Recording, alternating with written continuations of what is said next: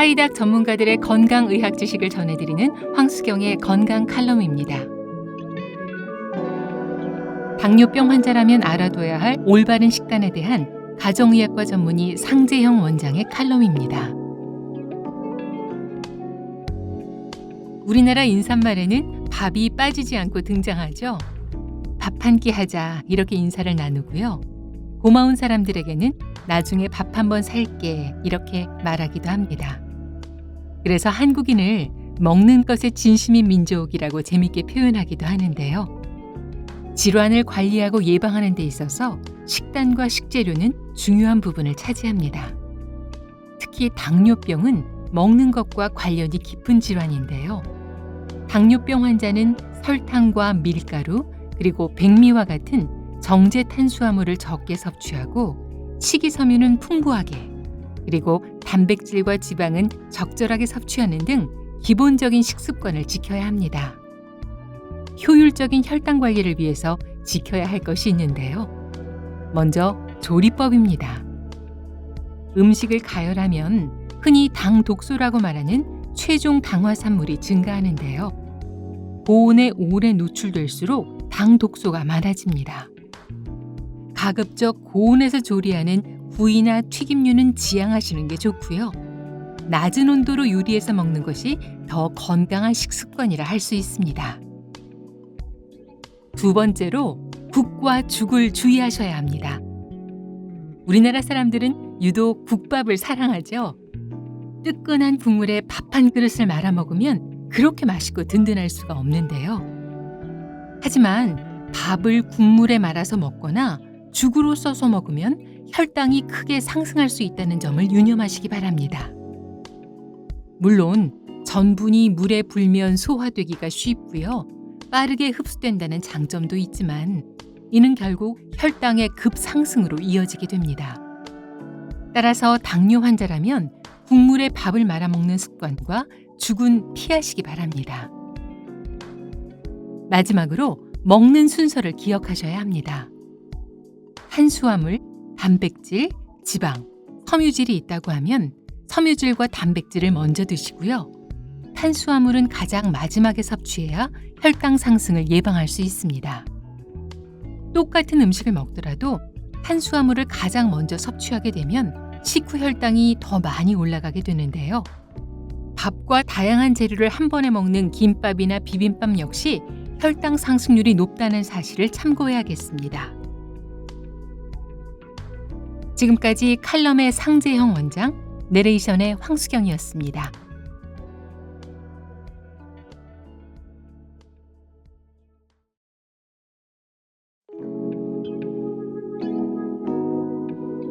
하이닥 전문가들의 건강의학 지식을 전해드리는 황수경의 건강 칼럼입니다.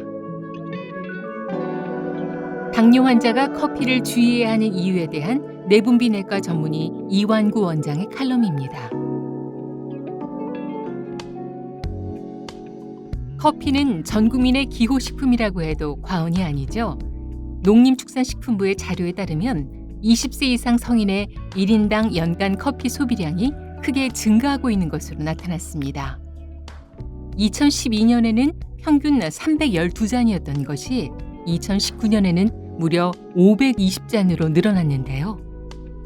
커피에는 카페인 외에도 다량의 알칼로이드 성분이 함유되어 있어서 항산화 효과를 비롯해 건강에 유익하게 작용합니다.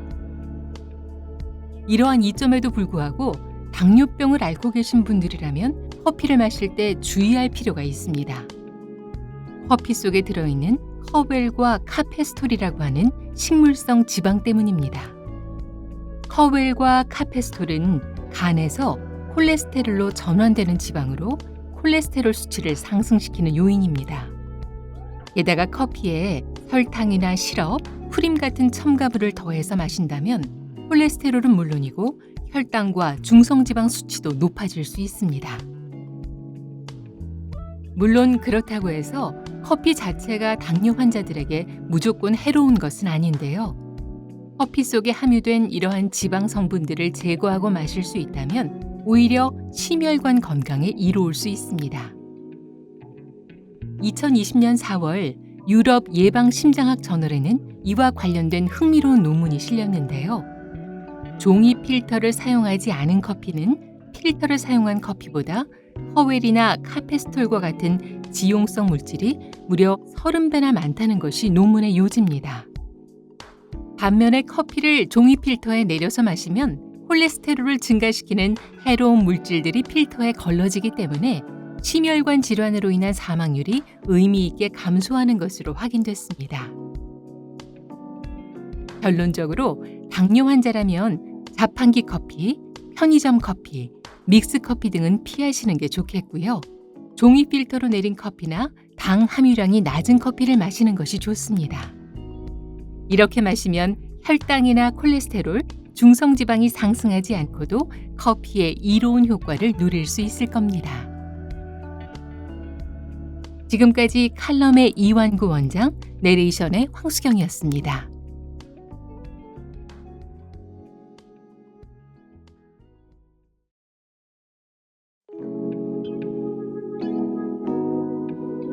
하이닥 전문가들의 건강의학 지식을 전해드리는 황수경의 건강 칼럼입니다. 탄수화물 걱정 없는 건강한 레시피에 대한 정선화 임상영양사의 칼럼입니다. 파스타 좋아하는 분들 많으시죠? 풍미가 가득한 데다 맛에 변화를 줄 수가 있어서 인기가 많은 음식인데요. 하지만 높은 탄수화물 함량과 칼로리 걱정 때문에 멀리하는 분들도 꽤 있으실 겁니다. 1인분에 해당하는 파스타면 100g에는 탄수화물이 27g, 단백질이 3.8g 정도 함유되어 있습니다. 열량은 약 132칼로리인데요.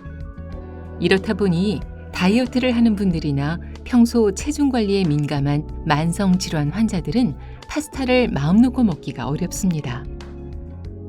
탄수화물은 당뇨병 환자가 주의해야 하는 영양소로 혈당 상승의 원인이 되고요. 과도한 섭취는 합병증 발생 위험을 높일 수 있기 때문입니다. 하지만 파스타의 주 재료를 바꾸면 칼로리와 혈당에 대한 걱정을 덜어내고 맛과 건강을 함께 챙길 수 있습니다. 먼저 기존의 파스타면 대신에 두부면을 사용하는 것이 좋습니다. 두부면은 100g당 160칼로리로 파스타면보다는 열량이 조금 높은 편인데요. 영양 성분을 살펴보면 탄수화물이 3g으로 파스타면에 비해서 훨씬 낮고요. 단백질은 15g으로 일반 면에 비해서 높습니다. 탄수화물 함량이 낮은 식품은 혈당 상승에 영향을 덜 끼치게 되는데요.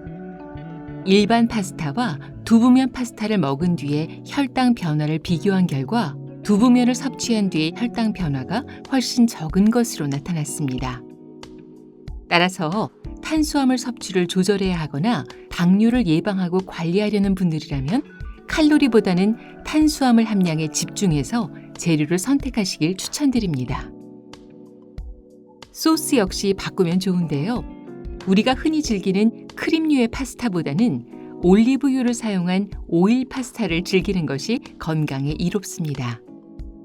예를 들어서 알리오 올리오는 요리하기도 쉬운데요. 먼저 양파와 마늘, 베이컨을 먹기 좋은 크기로 잘라주시고요. 팬에 올리브유를 두르고 마늘을 볶아서 마늘 기름을 만들어줍니다. 마늘 향이 충분히 올라오기 시작하면 썰어둔 양파를 넣어서 투명해질 때까지 볶아주시고요. 이후 베이컨과 후추를 넣어서 함께 볶아주면 됩니다. 이때 파스타면 대신 두부면을 넣으면 더욱 좋겠죠. 두부면을 넣고 나서는 올리브 오일을 한 번 더 둘러서 마지막으로 볶아주고요. 파마산 가루를 살짝 뿌리면 두부 알리오 올리오 완성입니다. 오늘 소개해드린 레시피와 같이 재료를 조금만 바꿔도 건강을 지키면서 파스타를 즐기실 수 있습니다. 특정 음식을 무조건 피하면서 스트레스를 받기보다는 건강하게 섭취할 수 있는 조리법을 찾아서 즐겁고 건강한 식생활을 이어나가시기 바랍니다. 지금까지 칼럼의 정선화 영양사, 내레이션의 황수경이었습니다.